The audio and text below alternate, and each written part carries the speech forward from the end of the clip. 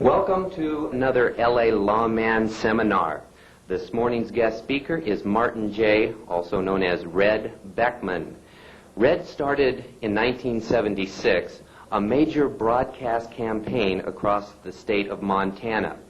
The purpose was to begin educating citizens, honest politicians, judges, and even IRS agents. Because of his efforts, people who were fully informed of jury procedures were put on the jury, and proper verdicts began to be rendered.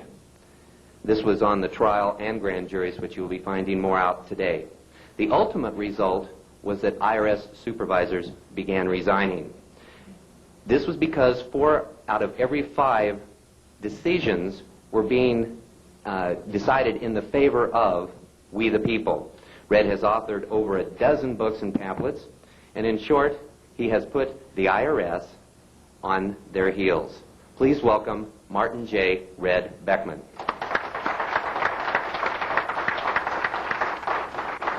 Thank you, Greg.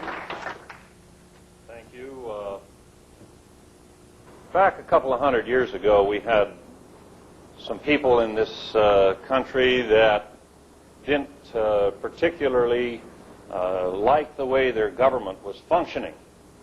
And they decided they wouldn't pay any more taxes, and they wouldn't follow the government's commandments, you might say.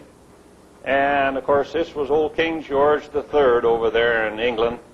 He was the head of the government of that day. And we had 13 colonies at that time in this country. And those people, they were strong individuals. They recognized that government had become too powerful, that government was trying to plunder their wealth, and they decided that they didn't like having their wealth plundered. They didn't like having to pay too much of their income, their production, going to taxes. And, of course, they called them patriots back then. And King George III, he called them tax protesters. Well, here we are, a little over 200 years later, and we have a government in this country, and they are calling people like me tax protesters. And somehow or other, I don't mind that at all.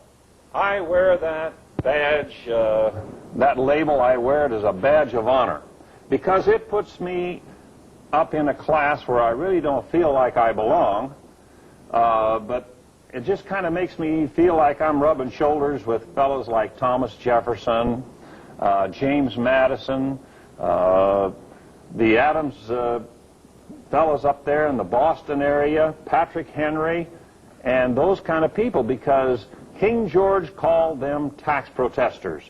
And so here we are.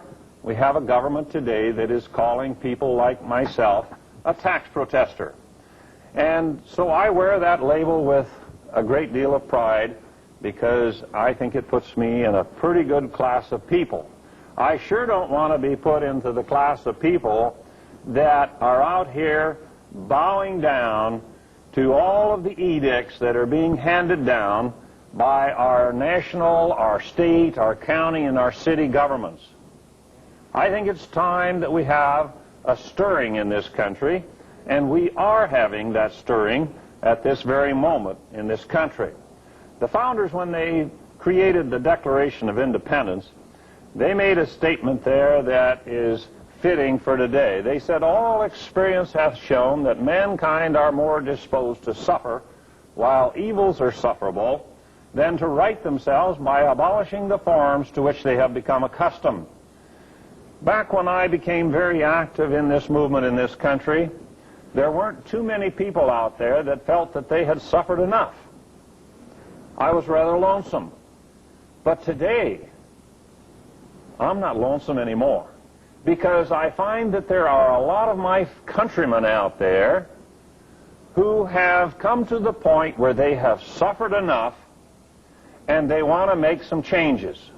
And it is happening all over this nation. Now, back about 10 years ago, I wrote a book that I put a title on it, and I called it Do Unto the IRS as They Would Do Unto You. And inside the front cover, I put this comment. I said this: everyone should pay their fair share of taxes. A nation that allows its tax consumers to decide what is a fair share will destroy productivity, then destroy itself. We have trusted government too much in this country. We have trusted our public servants to determine what is a fair share. And we find that now the public servants say that over 50% of what we produce is a fair share. Now, a little over 200 years ago, when we had the tax protesters there that brought about the War of Independence and the independence of this great nation, when that happened, King George III was taxing the people at a rate of 14%. And the people rebelled and said, no, we will not tolerate that rate of taxation. Today it is over 50% in this country, and I believe that it is time that we react, and react very positively. Now, there are two ways that you can react in a situation such as this. You can react with violence, the guns and the bombs and all of this, and the blood and the gore that goes with a war of independence. You can go that route. But as I have said many times across this nation, and you'll find it in my books, I say that a bloody revolution is a sign of failure. It is a sign of failure on the part of government. It's a sign of failure on the part of the people. Because we in this country at this point in time have access to a solution that is orderly, that is proper, that is legal, it is lawful, and it is a solution that is right at our fingertips.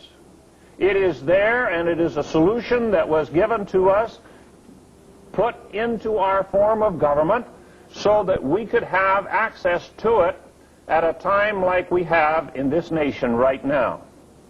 The government of the United States today, the federal government in Washington, D.C., has become a monster. And that's what this critter right here is all about. Our state governments have become monsters.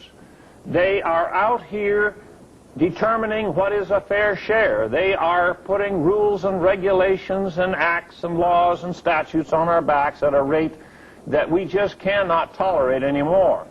That problem has come right on down to our county level. That problem has come right down to our city level. And so I have this visual aid here, and this represents government in this country at all levels. We the people were supposed to be up here above our government. We were to have government that would serve rather than master the people. It was to be a government of, by, and for the people. But today, the government is free, and we the people are servants. We are serfs. We are out here controlled rather than controlling government. Now, as I have said many, many times, there are only two kinds of government. Just two. The political scientists, they tell us, oh, there's socialism and there's Nazism and fascism and monarchies and democracies and republics and all of that. But just forget all of that garbage, all of that complexity that they love to build into this system to confuse people. There are only two kinds of government. You have people in control of government, or you have government in control of people. You either have the people down here underneath government, or you are going to have people up here above government. We were given a system back there 200 years ago when the Constitution for the United States of America was ratified. We were given a system whereby we the people were up here. Over the years, we have allowed this monster to lower our status, put us down here, and of course, when we're down here, we're not free, but the government is free. This monster is free out here. All across this nation, however, at this point, you will find that people are saying, hey, The monster is out of control. We have to bring it back. And in state after state after state, we now have initiative process going on, and people are saying, they're signing petitions, and they're saying, we will not let our legislators put another tax on us without our consent at the ballot box. This is a move in the right direction.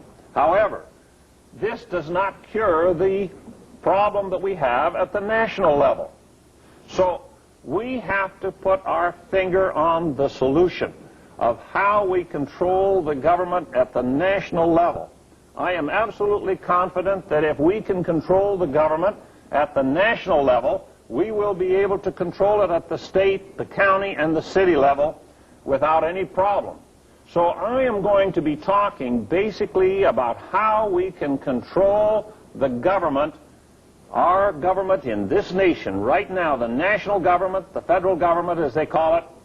We can control it very simple. Now, there's a lot of people out there that are talking about different areas. They're talking about the problem with the Federal Reserve Bank situation, the fractional banking. It is a serious problem. They're talking about all of the things that, the rules and the regulations that are put into the system to control us. And they're talking about these, they're researching the problem, they're digging out the truth. Now, we need a solution that is very simple. We need a solution that we can convey to Joe Sixpack out there and his family. We have to understand and remember the fact that all of us, almost without exception, are victims of a government school system. The comprehension level of the average American out there is not up to a point where they can understand any complex situation or solution. So we have to talk about a very simple solution. We have to reach these people at their level. We have to communicate with them at their level. And what I am going to go through here with these visual aids of mine is very simple. There is nothing complex about it. And I want to convey to my fellow American out there, my countrymen, the fact that we have a solution that is an orderly solution, a solution that will work.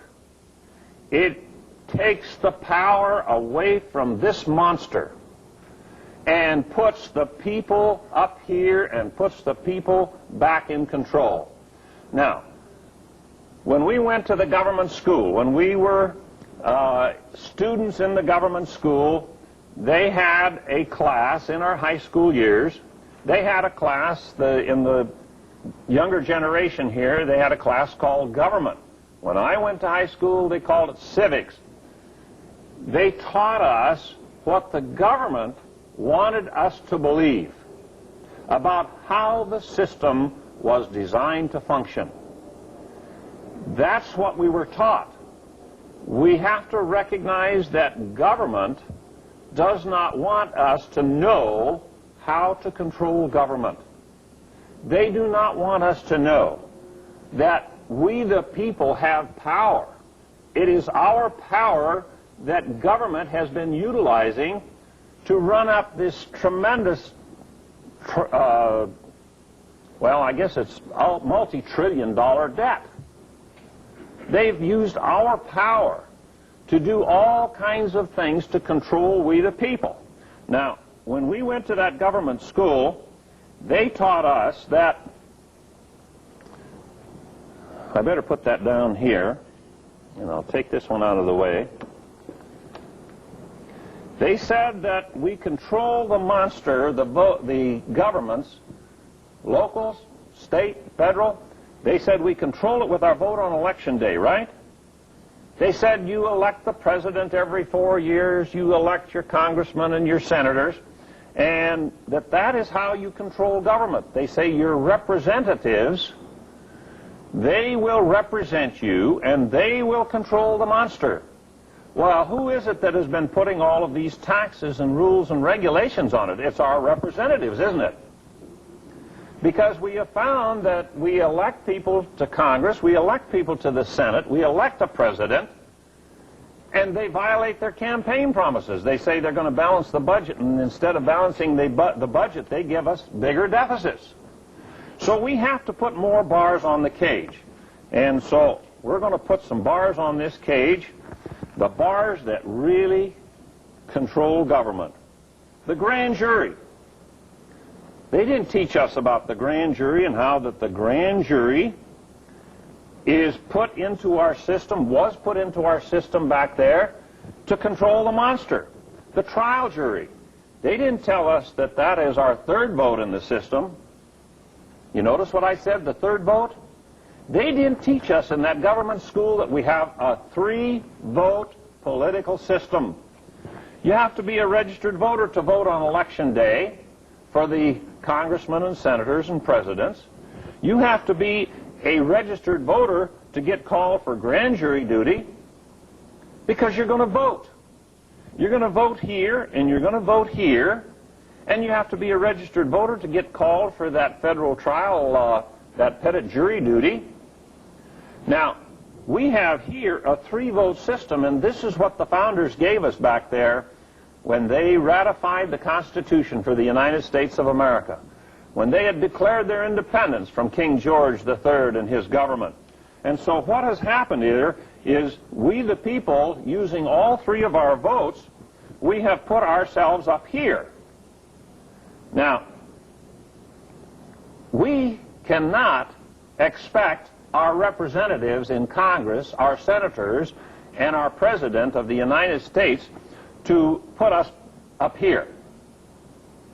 There's only one way that we can get ourselves, put ourselves from here up to here. And the only way we can do that is by exercising this vote here, the grand jury vote, and the trial jury vote. Now, what I'm talking about here is something that Joe Sixpack out there, when he watches this television program, he can understand what I'm saying. On this grand jury, the grand jury, they can use their votes to investigate the criminal activity of Internal Revenue Service agents.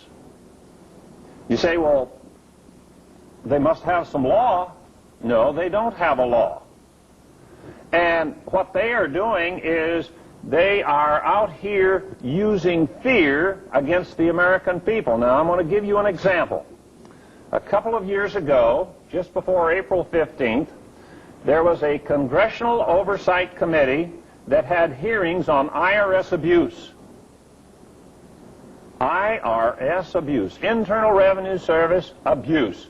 And there was a lady that was invited to come and testify before that committee, and she was a widow woman from down in the eastern coastline there, North Carolina, as I remember. And she was a widow woman because of the Internal Revenue Service. And she testified how that the Internal Revenue Service had put a monstrous big assessment against her and her husband. They seized their bank account, they tied up their property, all of their assets were tied up, and they had no resources whatever with which to hire competent counsel to try to unravel this mess that was created by Internal Revenue Service employees. She came home one day and she found a note from her husband. He says, "You will find my body in the back lot." He says, "I'm going to commit suicide. You are to take the insurance money, hire the competent counsel that you need to unravel this mess, and you'll get it all straightened out." She found his body in the back lot, just as he said. She took the insurance money, hired competent counsel, and they were able to prove that these two people, this man and wife, did not owe the IRS one single dime. They were not tax protesters. They were targeted by the IRS, and they were abused by the IRS, and this man committed suicide, and I call it murder by suicide. Those IRS agents are still out there running loose in this country. They are out there, and when they're out there doing their thing, this monster is loose. This monster is out there terrorizing more people because the grand jury in particular in that location. Now, this was on national television, these hearings before the Congressional Oversight Committee. The grand jury, federal grand jury in that area, it was their responsibility. They should have immediately subpoenaed the district director of the Internal Revenue Service. They should have gotten the names of the IRS agents that were responsible. And they should have investigated, and they should have indicted, and those people should have gone to jail. But the grand jury was not functioning.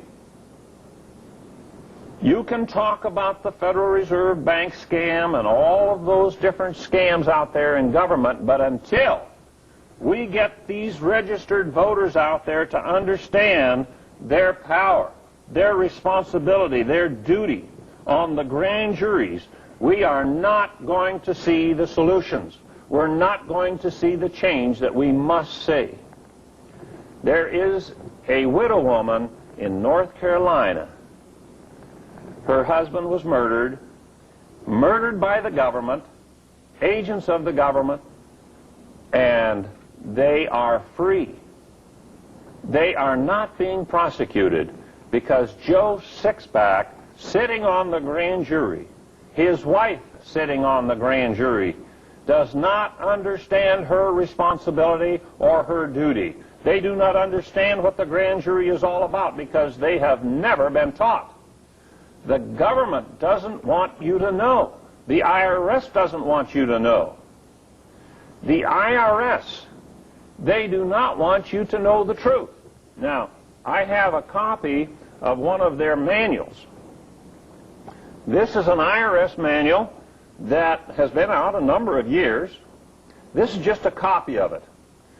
In the very beginning of it, there's a foreword. The foreword for this manual was written by the Commissioner of the Internal Revenue Service. And here's what he says in the foreword, the very first line. Our tax system is based on individual self-assessment and voluntary compliance. Voluntary compliance? We all know what the word voluntary means. But people are not volunteering in this country to file income tax returns. They are filing because of coercion. They're filing because of fear. They're filing because we have a government that has to use fear and intimidation to be able to function. Now, here's the part that really bothered me the most when I first read this. The last paragraph. The material contained in this handbook is confidential in character. It must not, under any circumstances, be made available to persons outside of the service.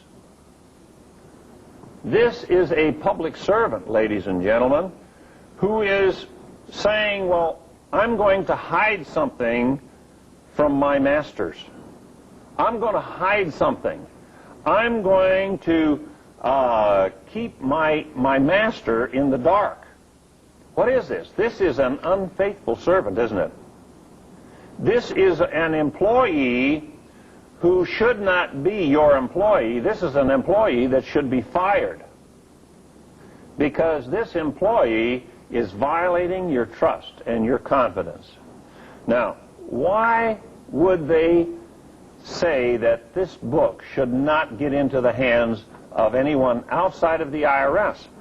This is what it says in this one section, books and records of an individual. An individual taxpayer may refuse to exhibit his books and records for examination on the ground that compelling him to do so might violate his right against illegal search and seizure under the Fifth Amendment. No, I got that wrong. I got on the wrong line. That compelling him to do so might violate his right against self-incrimination under the Fifth Amendment and constitute an illegal search and seizure under the Fourth Amendment. What is this? This is the Fourth and Fifth Amendment they're talking about. That's part of our great Bill of Rights, isn't it? I just turned the page here, and here's a section on constitutional law. It says constitutional protections are provided in the 4th, 5th, and 6th Amendments. They know. They don't want us to know, do they? We have to communicate with Joe Sixpack out here. We have to get to him and educate him, inform him, get the truth to him. The IRS does not want anyone outside of the service to see this book, because this book has the truth in it. And they cannot function if you know the truth. Now, instead of them giving you this little manual to read with your income tax return, your 1040, they give you a little pamphlet, don't they, a little booklet. Every year they send out the 1040s, and they give every taxpayer this little booklet of instructions. Now, they want you to read that. The reason they want you to read that is because they are not telling you the truth in that pamphlet. This one has the truth, so they don't want you to read it. So with that, we'll take that quick break here for a tape change, and we'll go on from there.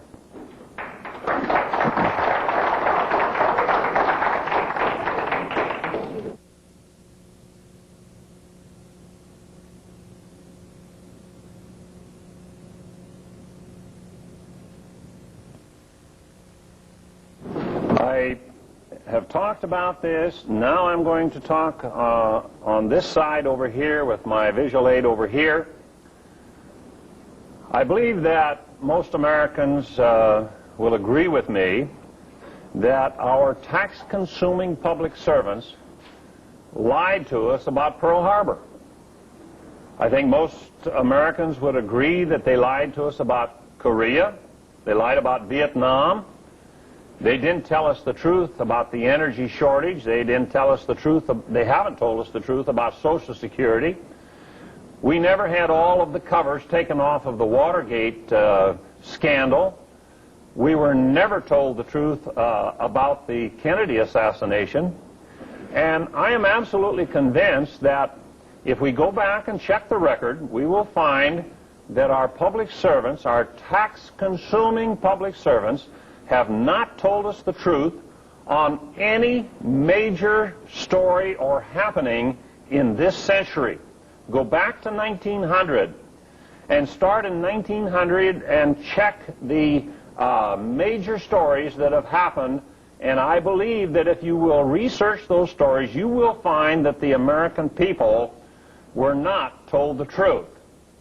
Now, that's a pretty poor track record for truth. Now, one of the major lies that was taught to the American people came about through our government school system. In the government school system, they taught us, as I said before, they taught us about how the government was supposed to function, at least from the government point of view. And one of the things that they taught us was that our form of government is a democracy, where the majority rules. A majority-rule democracy, and we can rarely turn on the television news, but what we see some politician talking about our democracy, or they're talking about over in Russia how their President Yeltsin is trying to put together a democracy.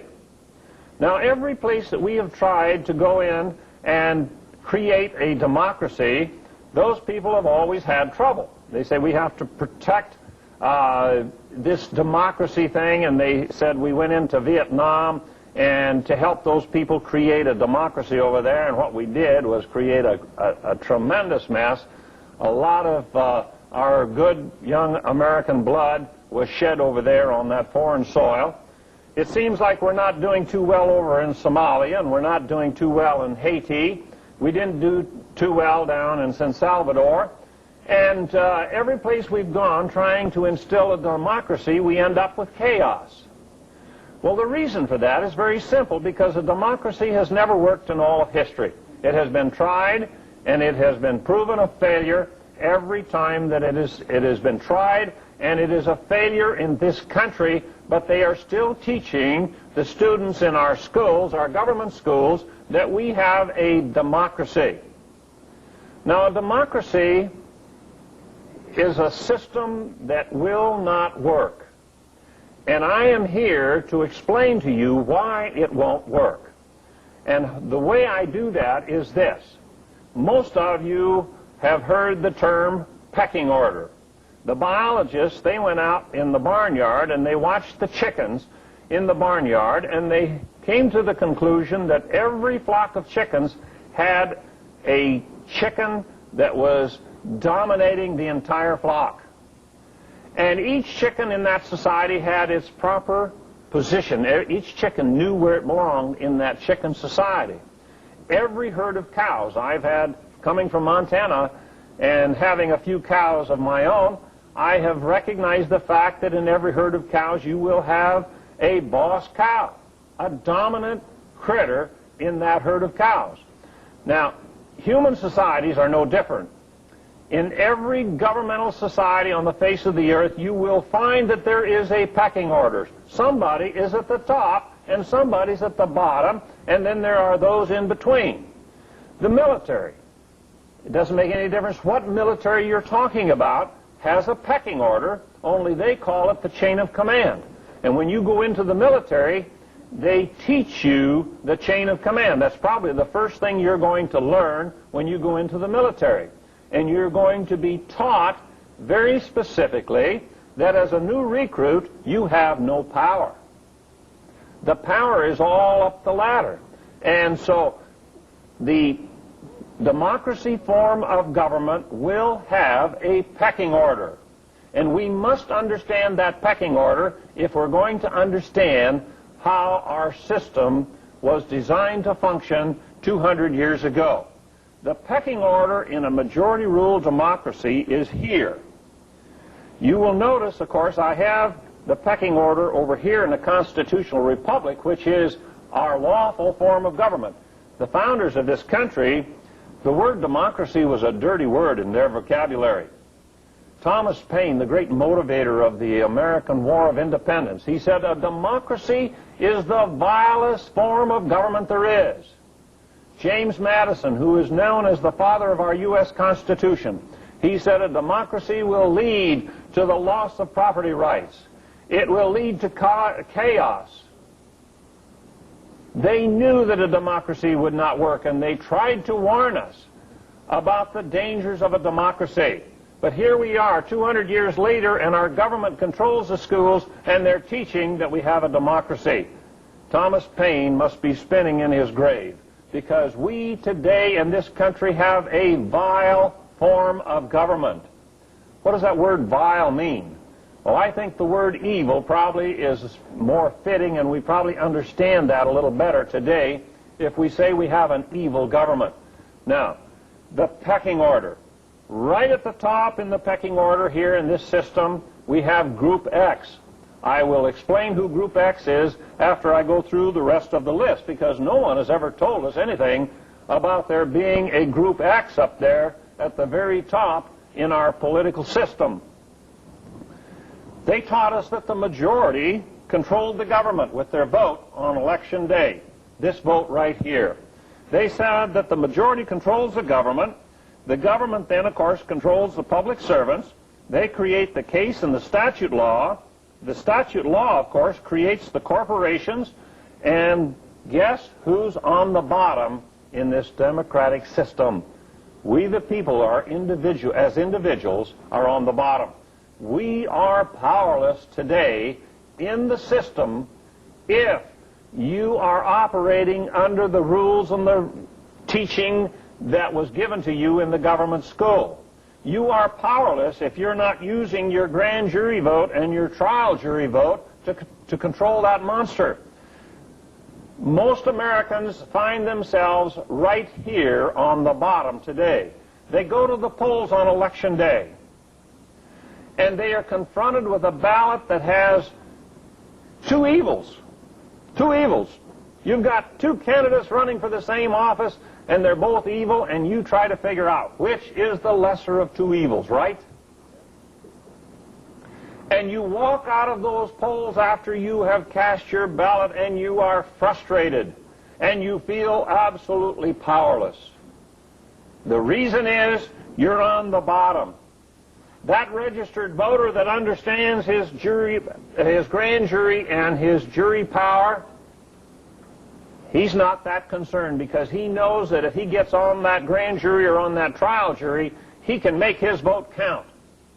He has some power because he has knowledge. What is knowledge? Knowledge is truth stored in the mind. If you have lies stored in the mind, you don't have any knowledge, do you? You have degrees. You perhaps have all kinds of letters behind your name. PhD, perhaps. But if it was the lies you believed that qualified you for that PhD, you don't have knowledge. These people down here don't have knowledge. They have believed the lie, and they believe that their only power is that one vote on election day.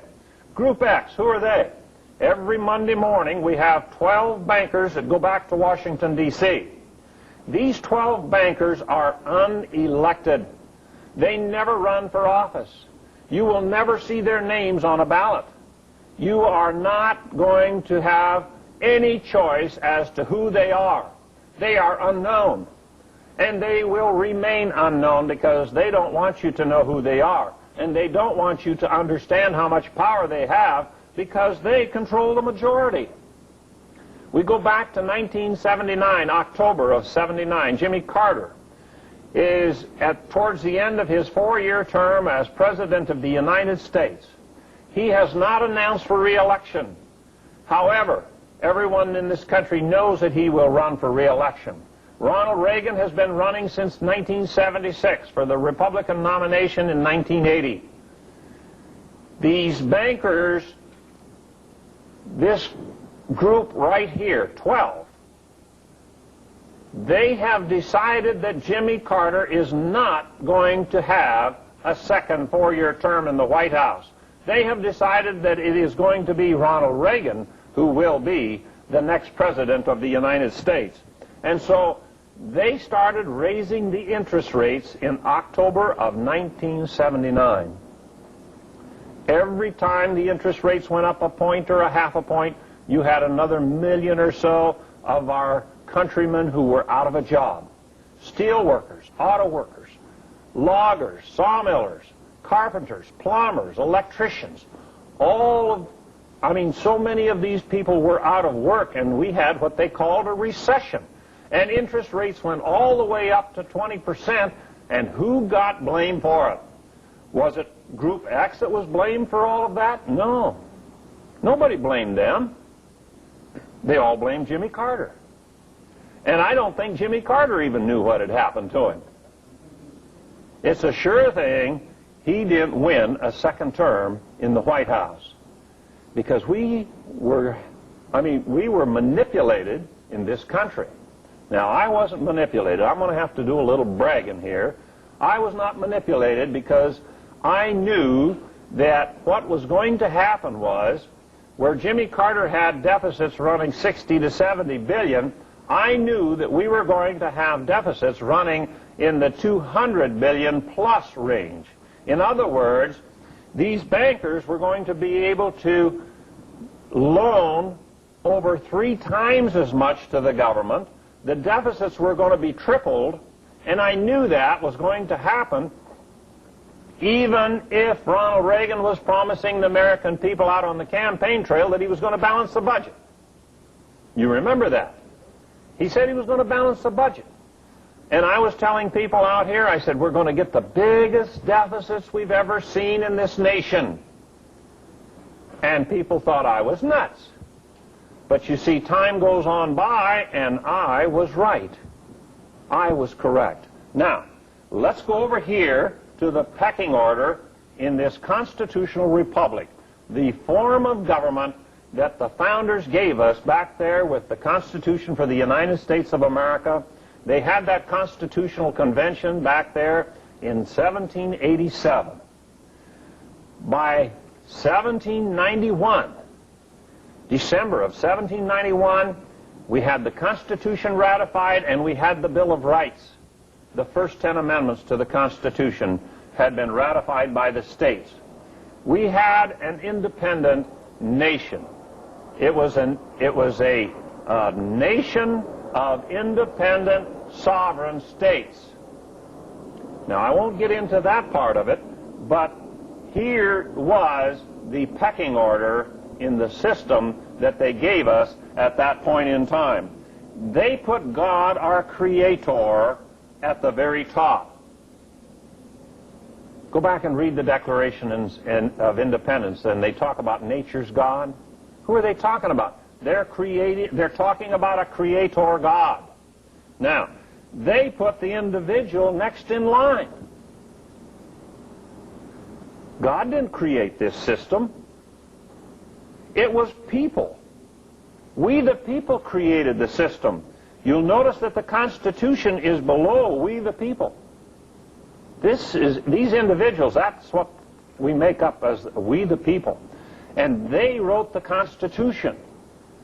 We're not below the Constitution. I don't have any constitutional rights. My rights are inalienable or unalienable, whichever term you want to use, because they came from my Creator. And the founders understood that so very, very well.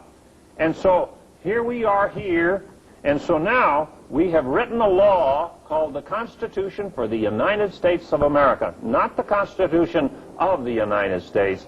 It is the Constitution for the United States of America. The United States, the municipal corporation in the District of Columbia, they have their Constitution. But the Constitution that is supposed to govern them is this Constitution right here, written by we the people. And that Constitution, of course, created the government, created the public servants. These public servants create the statute law. Case law doesn't fit over here in this system at all. Over here, it's case law that governs this nation today. And the corporation is on the bottom, created by the statute law. Now, if in that government class, when we went to high school, if they had put the contrast, if they had put these two pecking orders up on the blackboard in front of our class, and then said, now class, which system do you prefer to live under? Do you want to live over here in this system where you're up here at the top, where you're above the Constitution? Or do you want to be over here in this system where you're on the bottom and there is no Constitution at all here? The Constitution means nothing in this system here. The Congress of the United States, they wrote a law that's called the Anti-Injunction Act that says that if the IRS puts a high assessment against you, you have to pay that money, you have to pay that assessment before you can have access to the courts. Well, the Fifth Amendment says you are guaranteed the right to due process, right? Well, how come they can do that? How come the Supreme Court says it's constitutional? Well, the Supreme Court, they say, we control. We are the ones that tell you what the Constitution means. Now, the difference, you see, if we take these two bars off this cage right here, here's your democracy, and the people are down here. This is your democracy, but we don't want that. I'm sure that the classrooms across this country, if they had been given the choice of which system they wanted to live under, what form of government they would like to live under, they would not have taken a choice that would make this monster, or let this monster be free out here in our midst. The people, if we had had this choice between the two systems, this would have been our choice. Now, I'm going to go to a little more detail here in my charts.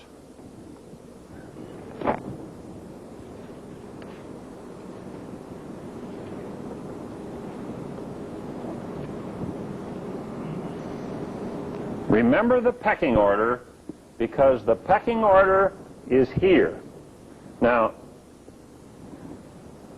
we want to communicate with our fellow Americans, with our countrymen. We want to communicate this so that they can help us to change this system, to put these bars back up here on this cage where they belong. To do that, we have to know what we're talking about. We have to understand the system ourselves. Now, you don't have to go back to college for another semester, another term. When this 2 hours is over, you will understand. You will understand how to communicate with your fellow American out there in how to bring back our lawful system. This is all in its proper order, everything, from top to bottom. We have God and God's law up here at the top. We have the laws of common sense. Now, common sense tells us that if you want to live in an orderly society, you have to have justice. And there's only one way that you can have justice in a system, and that is if you have truth. The professors out here in our universities and colleges are telling our kids, the students, that truth is an ambiguous term. I disagree. I believe that those people need to be put out of work. I believe that those people need to go back to school and learn some very basic facts. Without truth, if truth is an ambiguous term, you don't have justice. We don't have justice in our nation today at this point in time because of this education process where they're telling us and teaching us this garbage. Laws of common sense tell us that truth is the basic ingredient that you must have in place to have an orderly society. Truth, justice, morality, respect for life, honesty, integrity. These are the ingredients of an orderly society. Now, the founders said we're going to have a government of law, not men. If you're going to have a government of law, you must have a law governing language. You must have a discipline of language. You must have your words meaning having good, solid, stable meanings, definitions. Remember I showed you that tax audit guide where the commissioner of the IRS said our tax system is based on voluntary assessment and voluntary compliance. The word voluntary. There isn't anyone here. There won't be anybody in our audience, TV audience, that will not be able to give us a definition of what the word voluntary means. It's a free will act. There can be no compulsion. It is not mandatory. It is not required. But our courts, our judges in our courts, and our prosecutors in our courts are saying you must volunteer or you go to jail. That is a violation of the laws of grammar, improper use of words, of language. It is so vital. Now, I call these the higher laws up here. These are higher laws, and here we are, the individual, we the people, here we're at this level. These are the laws which govern us. These are the laws that we use in our everyday living. If we're a businessman, we don't carry a bunch of law books under our arms, and we don't check the law book on every transaction that we conduct, do we? Because we know what's right and what's wrong. We know how we must operate if we want to operate a successful business. Because if we want a successful business, we must be honest, we must have integrity, we must understand what truth is, and we must go by that. Most of our countrymen never pick up a law book. How in the world does a system function without the people picking up a law book? It functions very well if they stay away from the law books, I'll tell you that. We have too many law books being put into place in this country by a legal profession that is trying to make a living off of the rest of us. Now, here we are here at this position. Now, we went to the polls on Election Day, and we cast our ballots, and of course we get to elect a president, we get to elect our House member, our senators, and of course the president, of course, appoints our federal judges. Now, I'm talking about the federal level. I'm not talking about county or state or city. I'm talking about the national government here and the way the system was designed to function. You will see that the Constitution is here. The Constitution is the creator of this down here, this government. We the people are the creators of the Constitution. The Constitution is the creator of the legislative branch of government. You read Article 1 of that Constitution and you'll discover that the Constitution created the legislative branch of government with a separate power. These people were given the power to create legislation. A separate power. You go to Article 2 of the Constitution, and you have the executive branch of government that was created by the law that you find in Article 2. And they were given a separate power, which was to administrate. They weren't given any power to legislate. These people had the exclusive power to legislate. Over here, the judicial branch of government, Article 3 of the Constitution is the law that was written, designed to create the judicial branch of government. And so, these three branches of government, each one of them was given a separate power. They were to be a check one against the other. In the government school, they taught us that we don't have anything to worry about with government, because the executive branch of government was to be a check against the legislative and the judicial branch of government.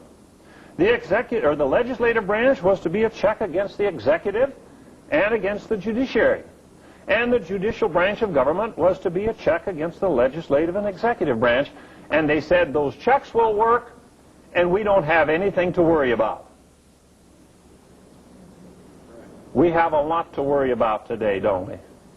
We have a lot to worry about because we trusted government. We trusted our tax-consuming public servants with the power to tax us without our consent. We had a war of independence back there, and in those government schools, when I went to school, they said that the war of independence came about because of taxation without representation. You say, well, we are electing our congressmen and our senators. But I say, yes, we elect them, but then they violate their campaign promises. What we have back in the Congress in Washington, D.C. and in the White House are a bunch of vote thieves. Because if you have a candidate that promises to balance the budget, if you have candidates that promise less taxes, if you have candidates that promise more efficient, less corruption, and all of that, and if you vote for them, and they go back to Washington, D.C., and you end up with larger deficits, if you end up with more corruption, if you end up with higher taxes, your vote was stolen on election day. Now, it doesn't stop there. You see, we have those politicians, those political appointees in the Justice Department, U.S. attorneys and such. We have them stealing your vote. They steal your vote on the grand jury because they don't tell you what your powers are. They don't tell you that this is your number 2 vote in our system. They don't tell you that you can investigate the crimes committed by IRS agents. They don't tell you that you should prosecute, you should investigate and have IRS agents charged with murder if somebody goes out and commits suicide because of an unlawful, unwarranted assessment against the individual. The U.S. attorney, he wants to steal your vote on the grand jury. He wants to steal your vote on the trial jury because he doesn't want to tell you the truth. And when that happens, here we are, the government is out here, a monster, a terror, a terrorist organization rather than a government of, by, and for the people.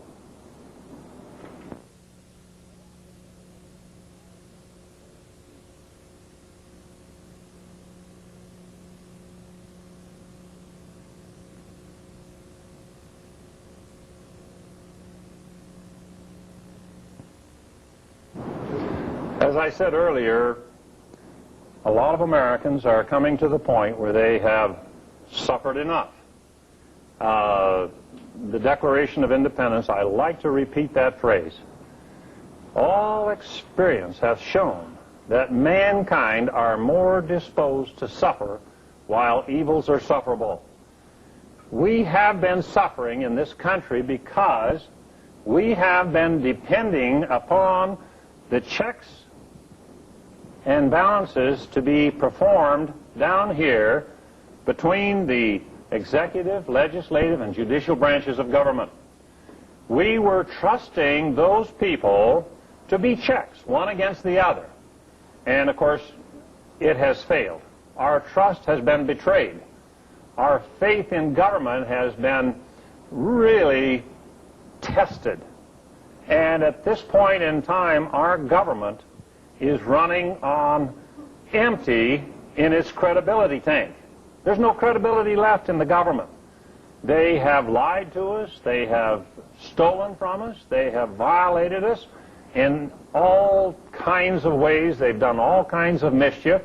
And so the government has no credibility left. And the people out here are struggling, trying to understand what they can do to change the system.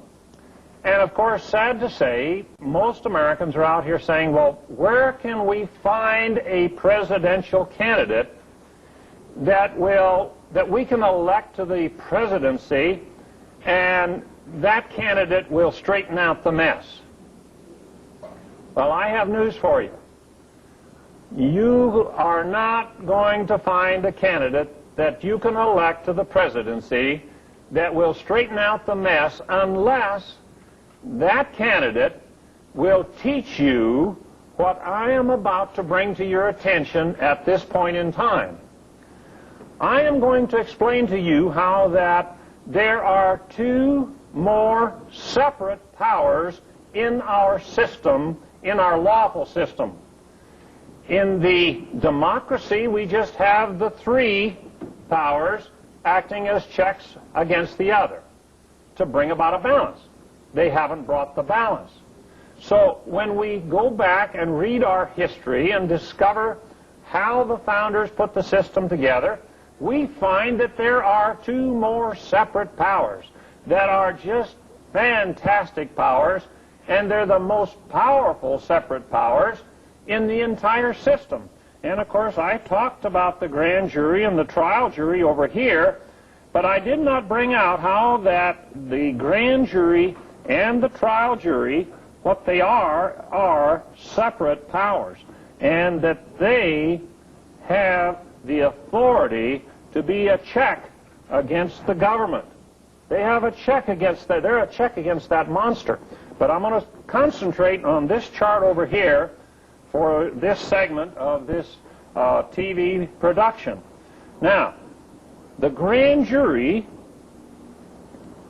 goes over here. The trial jury goes over here. Now, if you will remember the schematic that we had here on the difference between a democracy and a republic, the people were up above the Constitution, and that's the way it is here. Well, the grand jury is a separate power above the Constitution. The president, the congressmen, the senators, the judiciary, the judges, all of those hundreds of federal judges in this country, they're all below the Constitution. The grand jury is above the Constitution. The petit jury, the trial jury, they are above the Constitution. Why? Because it is made up of we the people up here. They're the ones who serve on grand juries, they're the ones who serve on trial juries, and they are the creators of the Constitution. So they're not going to put themselves below the Constitution. Now, if we the people up here, if we don't know about our authority, if we do not understand our proper position in this order of authority, this pecking order, then the grand jury is down here on the floor someplace. It isn't even on the picture here. The grand jury is down there on the floor. That's where it's functioning today. This is not what we have today in this nation. The grand jury isn't up here. Although in Montana back in the decade of the 80s, we had 4 years out of the 10 years of the 80s where the U.S. Attorney's Office, the Justice Department in Montana, was unable to get a grand jury indictment of anyone for tax evasion. Why? Very simple, because we went on television and we taught the people of Montana about their power on grand juries and the trial juries. And it was very, very effective. And this video that is being produced right now is going to be very, very effective, because we're going to go right into the living room of Joe Sixpack, and he, for the first time in his life, he's going to understand that he is in a position here where he can be a check. Why is the grand jury a separate power? Very simple. You take all of the people in the executive branch of government. I understand there are over 20 million people now who work for the federal government in one way or another, and most of them are in the executive branch, the administrative branch of government. You take all of those millions of public servants. You take all of the congressmen. There's 435 congressmen. There's 100 U.S. senators. Take all of their staff. Put them all together with all of those judges on the federal bench at the district court level, the appellate level, and the U.S. Supreme Court. You can take all of that conglomeration of government, put them all together, and you cannot find the power. They don't have the authority to indict anybody. What is an indictment? They didn't teach you that in the government school because they didn't want you to know. In the Declaration of Independence, again, it says, deriving their just powers from the consent of the governed. Deriving their just powers. Where do they get their unjust powers? They get their unjust powers also from the consent of the governed, but they are getting unjust powers from a misinformed or disinformed public out there. The people are not informed, and so they are giving their consent. We have grand juries that are not functioning up here where they belong. They're down here because they don't know their authority. Now, suppose that we have one of us, one of our countrymen here. He is a very productive American. He's a small businessman, perhaps. He's got a machine shop or something. He's a craftsman. He takes great pride in being a productive American. And I want you to pay particular attention to the fact that the IRS, they never harass the unproductive. It is only the productive in this country who are being harassed. And the productive, you see, are a minority. You see, you've got all of these government servants down here. You have all of the welfare. You have all of the people that are getting a government check, and there's over 50%, they tell us, that now get some kind of a government subsidy or whatever. The productive individual is a minority.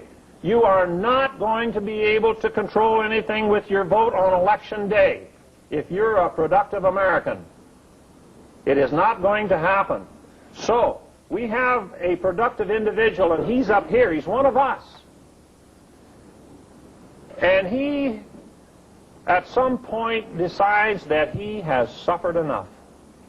He says, every April 15th, I have to write a check to the Internal Revenue Service, which is nothing more than a fine, a penalty for being a productive American. And he says, I've had enough.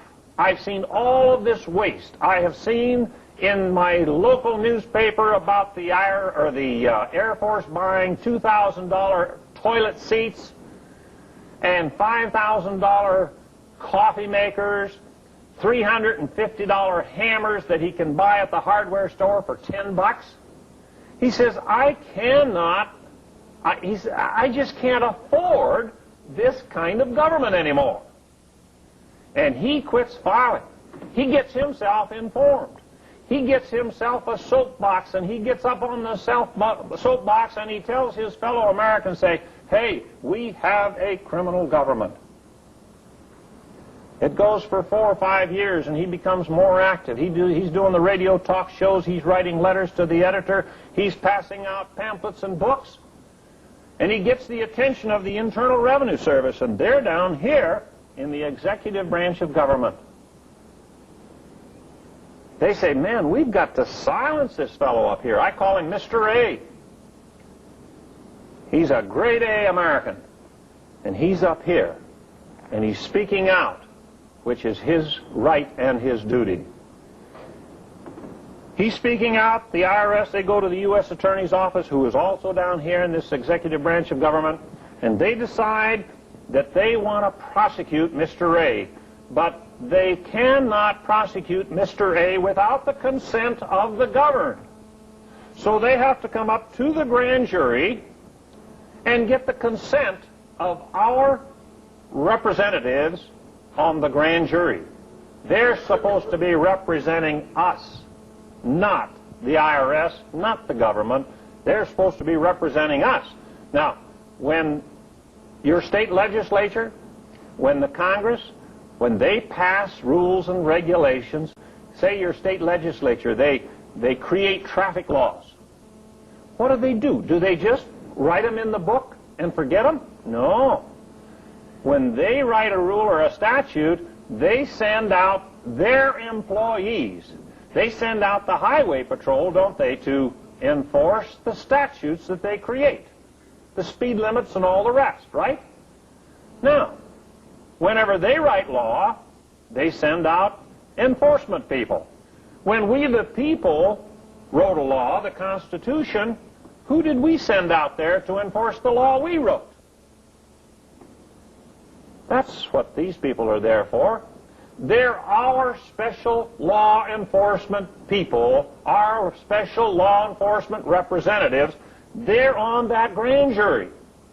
And they're supposed to be enforcing the Constitution for the United States of America and making these people down here comply with the law that was written to govern them.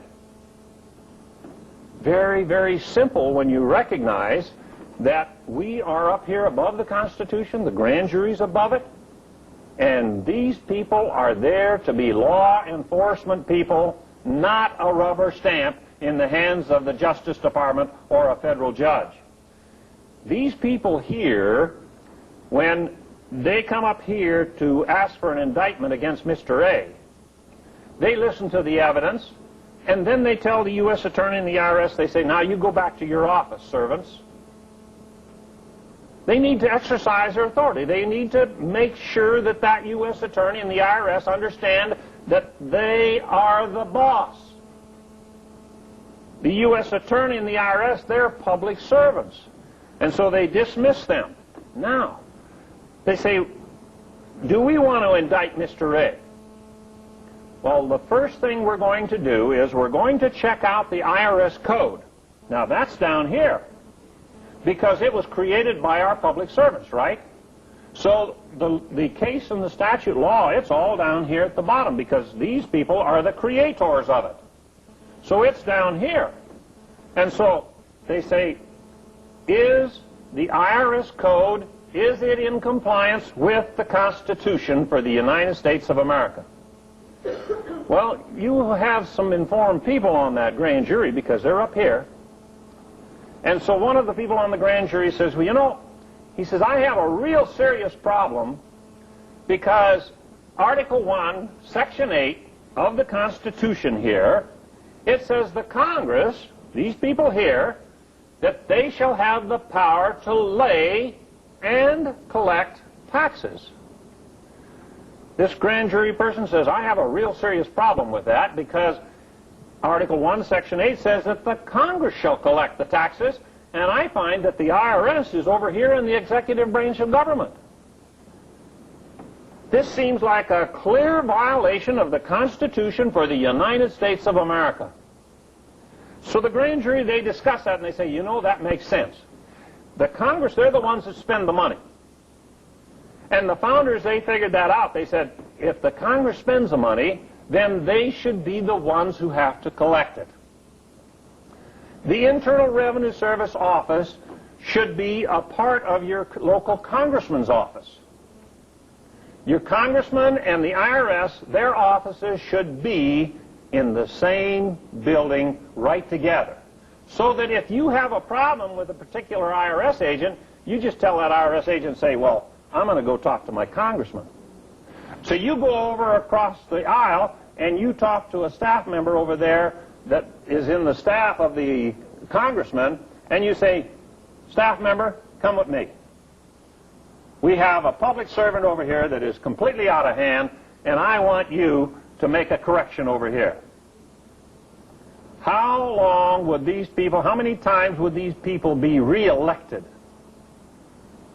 to the Congress if the Internal Revenue collection was done right out of their office back home? I can assure you they wouldn't be re-elected if the IRS was operating the way they do today. They'd have to be pretty nice guys, wouldn't they? The founders had a lot of good common sense. So the grand jury, they say, well, that's enough right there. We don't need anything more. We can call back the U.S. Attorney and say, Mr. U.S. Attorney, we are not going to indict Mr. Ray because this law you've got down here, we're going to say your law is of no effect until you people down here comply with the Constitution. We want you to come under that Constitution where you belong. We want you to get the IRS out of the executive branch of government and back over here into the legislative branch of government as per Article 1, Section 8 of the United States Constitution. Now, they may want to go a little farther. Now, there's a lot of problems here with the IRS code. They say, well, the Fifth Amendment says that you have to have they got to give you due process. The Fifth Amendment says that you can, you have the right to get proper, I can't think of the proper term right at the moment, but you have the right to be compensated. The Fifth Amendment was put there by we the people to protect us from government. These people, they say, well, the Fourth Amendment, they say the IRS manual says that every IRS audit is an illegal search and seizure under the Fourth Amendment. They say this lower law has to be trash canned because it is in violation of the Constitution. And they can go a little farther. They say, well, let's take a look at the higher laws up here. How about the laws of grammar? Well, you already know that we have a violation there because the IRS code says we have a voluntary tax system, right? And they're trying to prosecute. They want to send Mr. A to jail for not volunteering. So they say, well, we've got a problem there. Well, then the laws of common sense. Common sense tells us that if you take too much away from Mr. A and the other productive people in this country, if you take too much of their production away from them, what happens? They quit producing. Common sense tells you that, doesn't it? Now, if the IRS code was in compliance with the Constitution, if the IRS code was in compliance with the laws of grammar, if for no other reason than the fact that their common sense tells them that it is inhibiting, it is restricting productivity in this country, they can refuse to indict Mr. A for no other reason. How about God's law? God says you return to him 10% of your production and he'll take care of the whole mess. He'll take care of all of it. And the founders, they had a war of independence when King George took 14%. And the grand jury says, this government down here has violated our trust. They're taxing our kids and our unborn generations to come before they're ever old enough to vote. That's taxation without representation. They say, we are not going to indict Mr. A because we're going to protect Mr. A. We're going to enforce the Constitution. We're going to enforce these higher laws. this lower law is not in compliance with the higher laws. Suppose you have a grand jury that is not functioning properly, a grand jury that is not a check. You see, that grand jury that will refuse to indict Mr. A, that grand jury that refuses to indict Mr. A is being a check against the President of the United States and the administrative branch of government. That grand jury that refuses to indict is a check against a Congress that is made up of vote thieves. That grand jury will be a check against a judiciary. The arrogance of the federal judiciary today must be checked. We must check them. And this is the vote that we use to do it. Now, if your grand jury is down there on the floor, being nothing but a rubber stamp for public servants down here, that grand jury will indict Mr. A, and then he has to go to trial over here in a criminal trial in federal court. And it is happening hundreds of times across this nation. And Mr. A is not going to be able to present the evidence that he needs to defend himself with, because this judge, that judge is going to look out for the interests of government. And the best interests of government say that that jury must not be allowed to hear the truth. They must not be allowed to hear the truth, because if they hear the truth in that courtroom, they are going to rule against the government. Every decision that we have seen come out of the Congress, out of the executive branch, out of the judiciary in the last 50 years, almost without exception, has been in favor of government and against the people of this nation. It has been a downhill slide because we, the people, have not been exercising our power on these grand juries and on the trial jury. Now, here is the beauty of what I have been trying to teach you today. If that grand jury does not function, and if they indict Mr. A, he goes to trial in that courtroom, and if we can reach just one person out of every 20 in this country with this message, I'm not talking about meeting or reaching a majority of the people like a democracy, where we have to try to change the people, the faces in the Congress or in the Senate and in the White House. No, we can do it with just 5% of our fellow Americans, our countrymen, understanding the principles that I am talking about here at this point in time. Because all we need on this jury over here, this pettit jury, is just one informed American. And it's a strange thing about that one informed American. They've got a stronger backbone. They've got a harder head.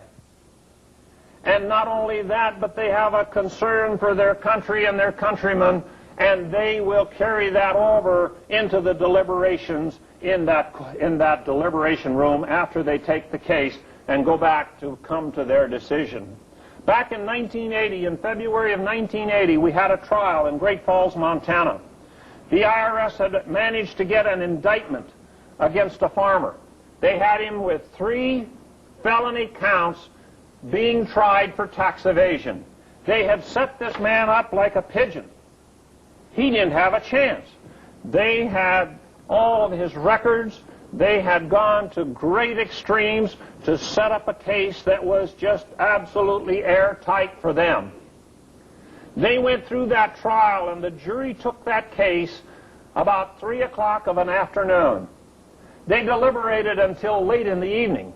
I had not been able to attend the trial. I was 220 or 30 miles away, and I was staying very close to my telephone, waiting for the news. The IRS, during the trial, during the evidence, had admitted that they had tried to make this farmer commit suicide.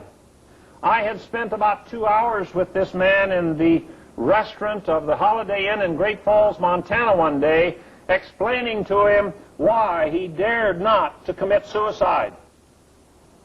If it hadn't been for his friends and his family, his neighbors just literally hanging on to him, there would not have been a trial.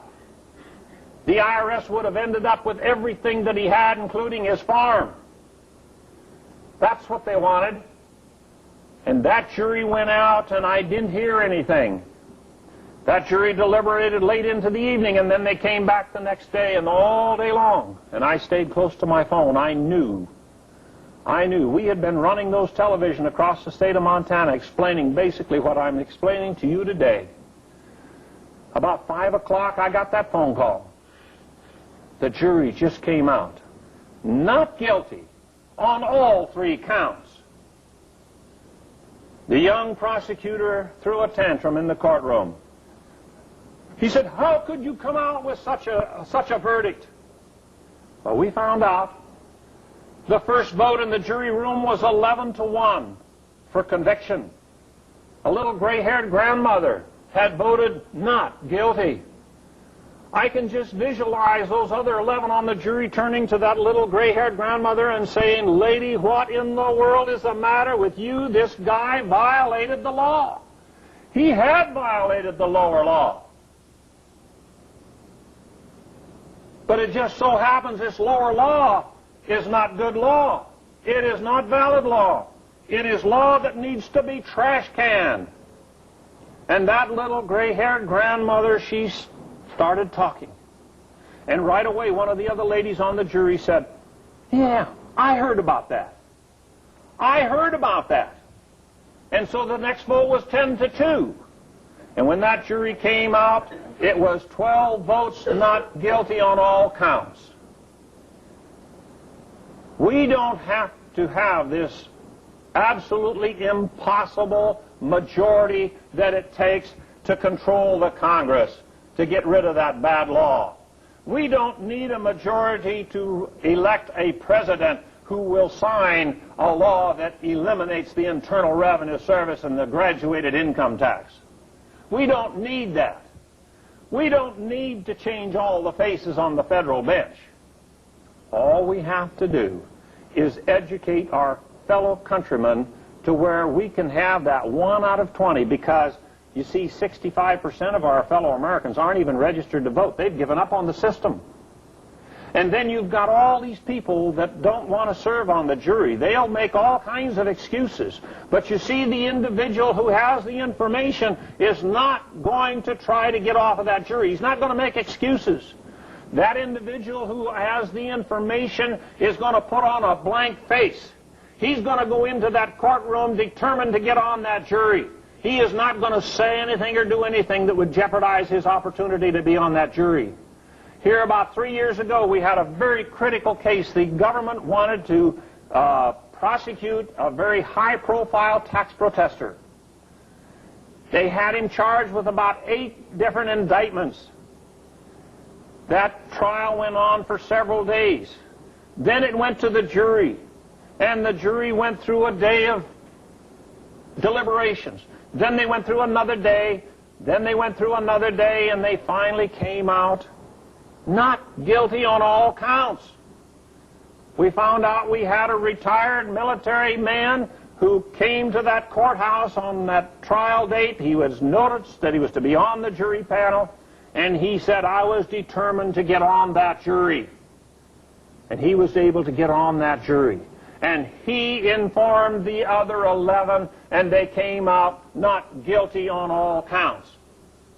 This is what we need to see in this country. This is what we're going to have to see in this country if we want to solve the Federal Reserve Bank problem. All of these different problems that are confronting us, the different agencies, OSHA, all the rest of them. This is how we are going to have to do it. And we're going to have to put ourselves up here at that position, in this position where we can use our votes to turn the system around. You've been a very good audience, and I thank you.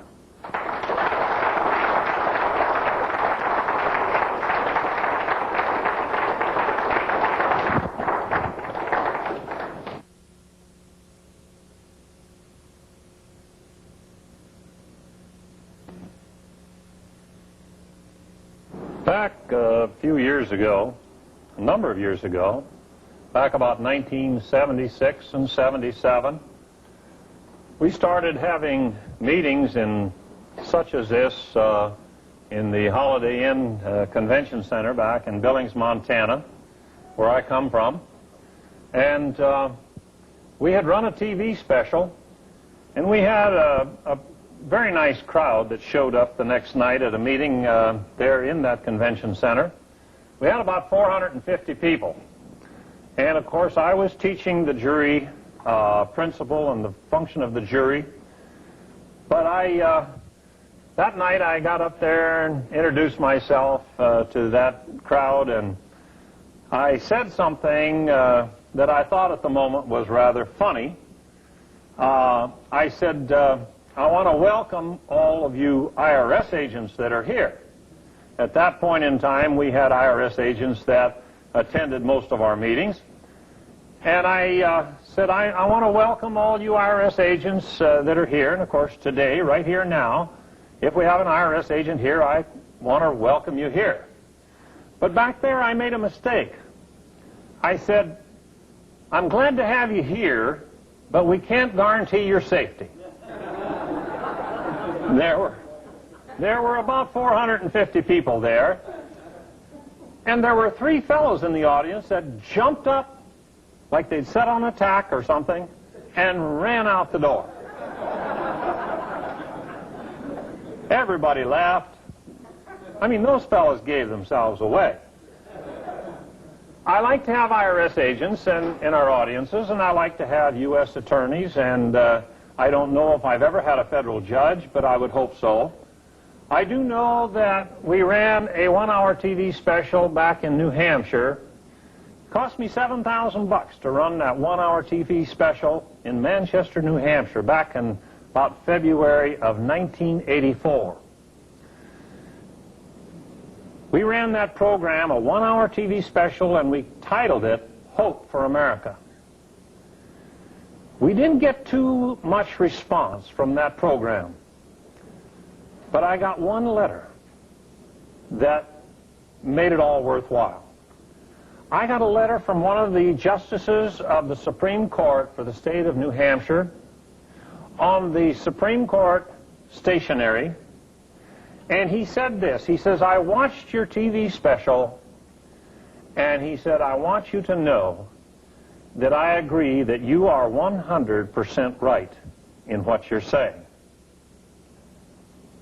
That made it all worthwhile. You see, that $7,000, I was investing in my country. I wasn't investing in a criminal government. I was investing in my country because I am convinced that my grandchildren will get a much better return on that kind of an investment than if I were to have bought stocks or bonds or whatever and pass those on to my heirs when I die. I am interested in making an investment that will pay off in the future. And I do not believe that I can invest any better than investing in the process of informing my fellow Americans. Now, I have some questions here that you folks have put out here. You've been writing these in the last hour, hour and a half, and I am not going to be able to address them all. But I'm going to address the ones that I think are most important and the ones that will go with what I have been saying here today. The first question is this. Can you explain how the grand jury is seated? Who picks the members? That is a very good question, a very vital question. We know that we have a criminal system out there in the Justice Department and the federal judges. They are manipulating the thing at times. We know that. We have a question in here telling about how the U.S. attorney fired the foreman of a grand jury here in this area because apparently he was not working with the U.S. attorney. He was working for the country rather than for the government. That question is in here too. But I want to address this, how the grand jury is supposedly, or it is supposed to be picked. The federal grand jury is to be picked from the voter registration list. The same process as they use to pick the juries for the petit juries, the criminal trials, the civil trials. They're supposed to pick them by lot. However, we know in some places in this country they have manipulated this, and in other places they have followed the law. In Montana, back about 1979 or 80, I was talking to the U.S. attorney, and he told me, he said, Red, he says, we have held the last federal grand jury over an additional 6 months because we were afraid we would get a tax protester on the next grand jury. That's one of the things that they are doing.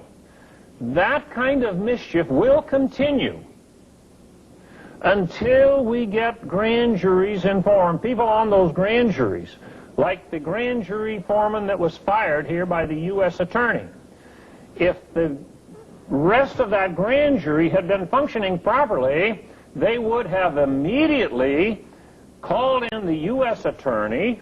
When the U.S. attorney tried to fire the foreman, the rest of the grand jury should have immediately called in the U.S. attorney, put him under oath, and questioned him as to his authority. Where did he get the authority to fire the foreman of the grand jury? You know what would have happened if they had been informed and known? The U.S. attorney would have been charged with the felony. You see, he doesn't have that authority. You remember now? Where is the authority? Is it above? Yes. It is above the U.S. attorney. The grand jury has the authority, not the U.S. attorney. We had a federal grand jury in Salt Lake that handed down some indictments against the Federal Reserve Bank system back a few years ago. They did not understand their position properly. When the U.S. attorney dismissed their first indictment, they should have indicted the U.S. attorney. Obstruction of justice. When the judge dismissed their second indictment, they should have indicted him. The grand jury's up here, the judge is down here. What does that mean? It's just like the grand jury here, they're bird colonels in the military. And the judge is some kind of a corporal or a sergeant down here. Now, who has control? Who is in command? If you are in the military and if you had a corporal with an IQ of 80, and I think most of us have seen a few of them, if you had a corporal with an IQ of 80 and you had 1,000,000 privates and all of them had an IQ averaging 130, who would be in command? Not the smartest ones, not the million out there, the majority, no. Because there is an order of authority, there is a chain of command in the military. And it is there so that there is a discipline in the system. And that corporal with his 80 IQ is in command. I know we have former military people here, and you understand exactly what I'm saying. The grand jury is up here. They should not be taking any guff off of these people down here. Back several years ago, they had a special grand jury impaneled in Salt Lake City, Utah, and they had 7 notorious high-profile tax protesters from the West, I was not one of them, that they had targeted. And they spent tax dollars like they were going out of style. They subpoenaed witnesses from all over the United States. A young fellow came out to my house. He said, I've got this subpoena. I have to go to Salt Lake and appear before the grand jury. He was, he was at a loss. He was frightened. He was intimidated. He didn't know what to expect. And so I sat him down and explained the facts of life to him. I said, they don't want you. They're after somebody else. I knew about that grand jury. I knew what was happening. They were bringing in all these people, flying them into Salt Lake, putting them up in the hotels, and they were feeding them and everything else and flying them back home. I said, you don't have any answers to any questions that they're looking for. They're going to ask you a couple of questions, and then they're going to release you and fly you back to Billings, Montana. I said, you have nothing to worry about as far as you being a target. You're not a target. They want to see if you've got some evidence they can use against these high-profile tax protesters out here. So I sat him down and I explained a few things to him. I used the tax audit guide. I showed him the forward by the Commissioner of the IRS. I showed him the section about the the books and records of the individual and how that an audit is an illegal search and seizure. It violates the Fifth Amendment. You have to waive your Fifth Amendment rights if you're going to file a 1040. I explained all this, and of course, this was 1984. We had all of the file on the 16th Amendment fraud that had been put together by the farmers, ranchers, and business people up in Montana that called themselves the Montana Historians. I had that file, and I showed him the legislative journals for several of the states and how that they had not ratified the 16th Amendment, the income tax. And then I gave him the file. I gave him copies of my book, Born Again Republic, the one do unto the IRS as they would do unto you, Church Deceived. I gave him copies of all of this, that tax audit guide. I said, you go into that grand jury hearing and take all of this material with you. They're only going to ask you a couple of questions, and then they're going to try to hustle you right out because they've got all these people there waiting to testify. And I said, please, at some point, I said, you've got to play it by ear. At some point, you say, wait a minute. I would like to talk to this grand jury in private without the U.S. attorney, without the prosecutor here. I didn't know if this young fellow, I think he was about 26 or 7 years old, and he didn't know anything, really. He didn't know very much. I didn't know if he would do it. I was afraid he'd go in there just shaking in his boots. But you know, he went in there, and they asked him 2 questions, and they were going to hustle him out. And he said, wait a minute. I'd like to talk to this grand jury in private without the U.S. attorney in here. And the U.S. attorney was caught completely off guard. Well, that's up to the foreman of the grand jury. And the foreman of the grand jury said, yes, we would like to talk to you. And he took about 10 to 15 minutes, and he went into that tax audit guide. He showed them what the tax audit guide had to say. He showed them the file on the 16th Amendment material and how that there was a fraud perpetrated against the American people. And then he said, now, if you would like to have all of this material, I will give it to you. And they were so glad to get that material. And he went out the door and came back to Montana. That grand jury deliberated for an entire year and did not return one single indictment. We're confident they spent millions because they wanted to just absolutely devastate the tax protest leadership in the West. And there was a grand jury that protected those people. Why and how? Very simple. They were able to get some truth. They were able to get some information that allowed them to function the way they're supposed to function. I better go on with these questions. Serving on the grand jury is a full-time job. 1 year, every day, 9 to 5. He says, I would love to serve, but I have to make a living. First of all, they pay you to serve on that grand jury. But in most cases, it is not a 9 to 5 everyday type of situation. In Los Angeles, with all the crime you have, it probably is.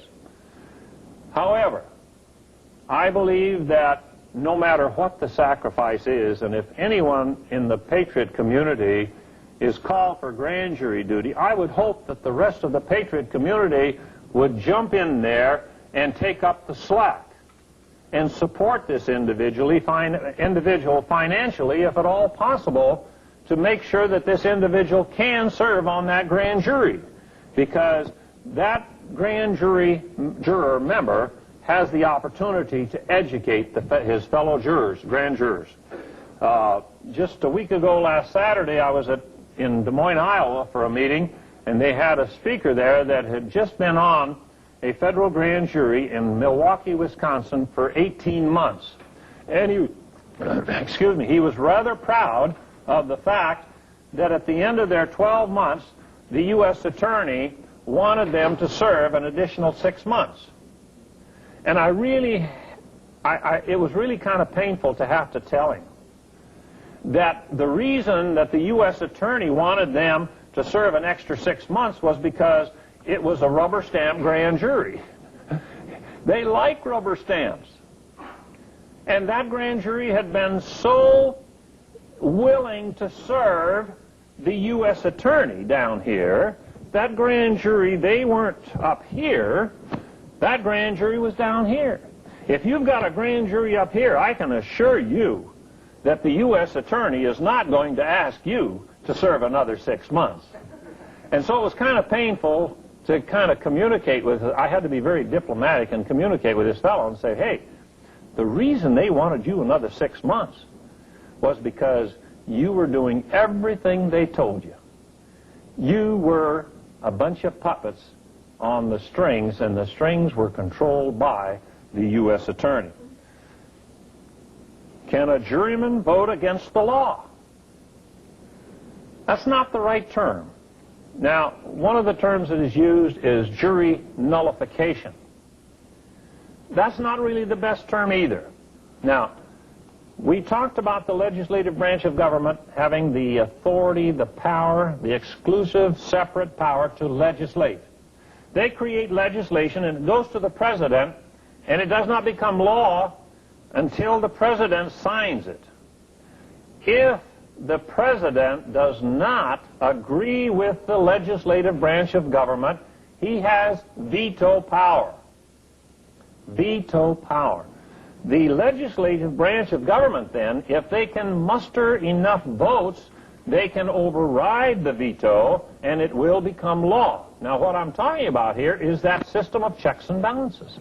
The president is to be a check against the legislative branch of government. He is to use his power of signing a bill or legislation, that he is to use his veto power as a check against the legislative branch of government. They, in turn, the legislative branch, they can use their power to override the veto as a check against the president. And then, of course, after the president, if he signs a bill or the Congress overrides a veto, then the courts will usually get a crack at it to say whether it is constitutional or unconstitutional.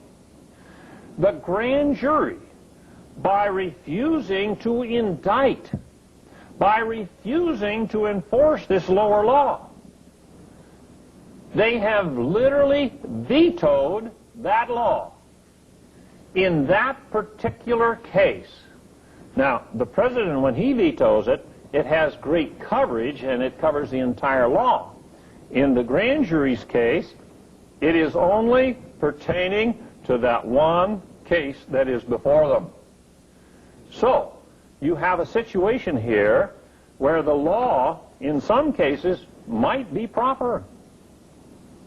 But you may have a law here that the U.S. attorney, he has a vendetta against somebody, and he's trying to use the law down here to punish somebody, and the grand jury, they see through that, and they say, no, we're not going to indict, because that's not a proper application of the law.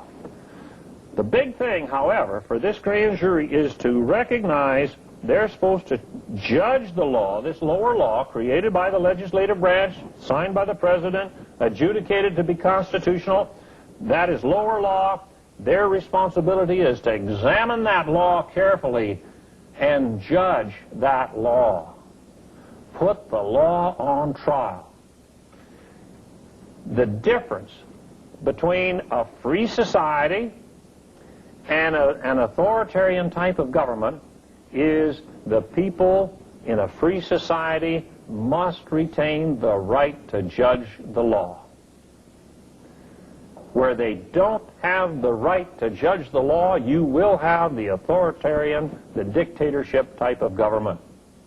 In this nation, the judges, the congressmen, the president are not going to tell you that you have the right to judge the law. That's your job and mine, is to reach our countrymen with that information. The fact that we have the right to judge the law. Another question, what is common law? There is considerable confusion about common law. There are two very well-defined kinds of common law. One is called English common law. The other is called Anglo-Saxon common law. And they are directly opposite of each other. If you will look in your volume 1 of your revised codes of the state of California, I believe every single state has the same clause. Volume 1, right very nearly to the beginning of the book, you will see this. It will read like this. It will say, if a controversy arises not covered by the statutes of your state, you revert back to the English common law. The English common law says that the people are down here and that the government is free. The English common law says that the government has the authority. The Anglo-Saxon common law, that's where your grand juries and your trial juries came into being. The Anglo-Saxon common law says that the people, that they are sovereign, and that the king or the government is subject to the people. Now that's quite a difference, isn't it? Remember I said there's only two kinds of government? You have government controlled by people or people controlled by government. That's the only kind. I don't care what kind of a label you put on it, democracy, Nazism, socialism, communism, or whatever. You see, it doesn't make any difference if you are executed by a bullet in the back of the head. It doesn't make one bit of difference to you. You're dead. It isn't going to make any difference whether that bullet says democracy. That's what happened to Vicki Weaver up in northern Idaho. That was a democracy. And her son Sammy shot in the back. That bullet said democracy on it. Those people down there in Waco, all those little kids, murdered. It had democracy written all over that atrocity. It could have had communist label on it. It doesn't make any difference. Waco happened because we, the people, lost control of our government.